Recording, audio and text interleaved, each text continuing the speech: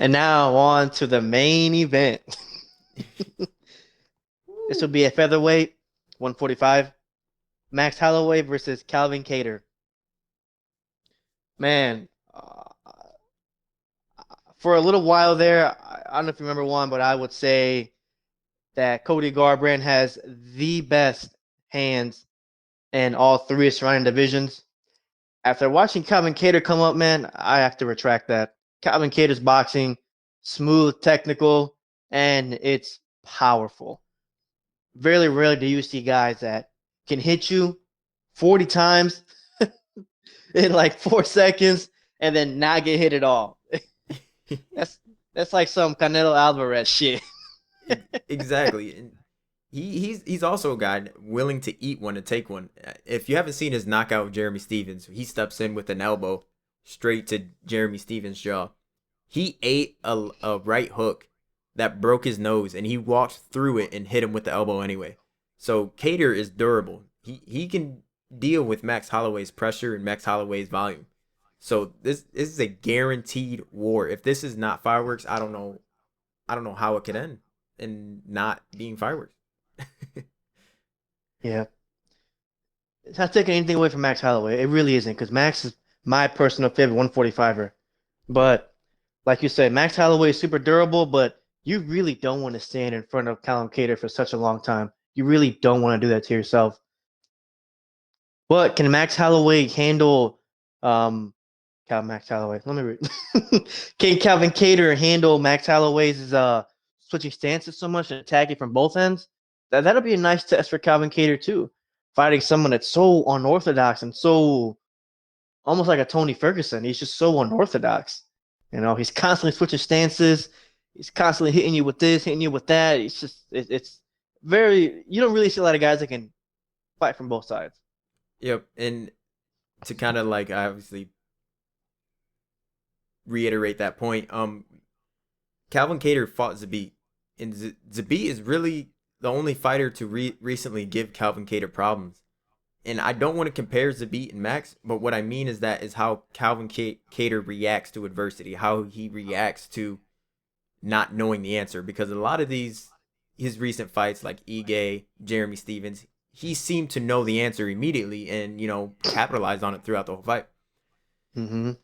And Calvin Cater won that third round against Zabit, so he's shown that even though he doesn't have the answers right away, he can survive and he can figure out a way to deal damage even though he doesn't know the answers.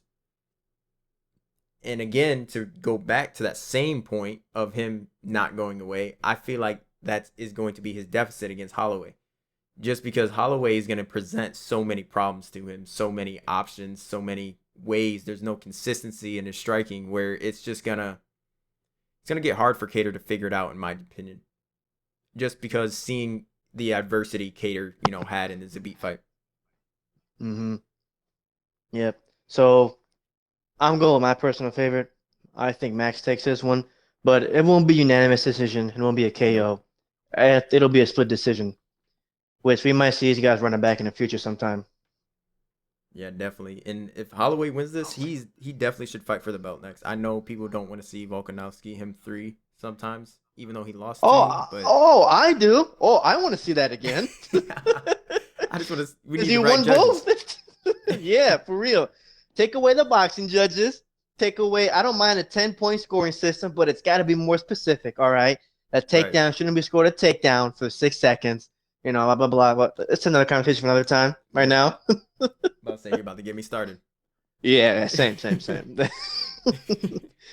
But yeah, I had Max Tyler win this one split decision. Yeah, same. I don't see either guy falling or fading away. I feel like it's gonna be straight 5 rounds of banging it out, and you're gonna see two guys put it all out there. And we got to remember that this is on network television in front of the whole world. You literally will be able to turn it to ABC and watch a UFC main card for free.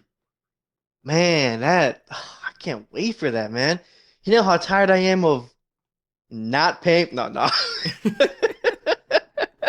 Well, you know how annoying it is though that you want to watch a main fight card that's $70. I Yep. mean, oh my God. I mean, man, it's This is a nice break. This will be a nice break. Yeah, exactly. And it's going to be a huge break for the UFC. It could throw the UFC into, mainstream sports. And I feel like that's what it's kind of lacking right now. Hmm. And you kind of seen that when the Buckley KO got, mainstream attention, it was kind of like out of the scope for MMA. You're almost like, wow, this actually happened. Yep. And then nothing else really captivated them for the rest of the year. So this card will definitely do it 100%. If you're just scrolling through the channels and then you scroll past ABC and you see fights, so you're like, sure, I'll watch that. And then you see the wars that they are going to put on, you're a fan for life. I don't know what Promise you you. enjoy to do. Promise you, you will be. If you don't It's like violence, you'll like this kind of violence. exactly.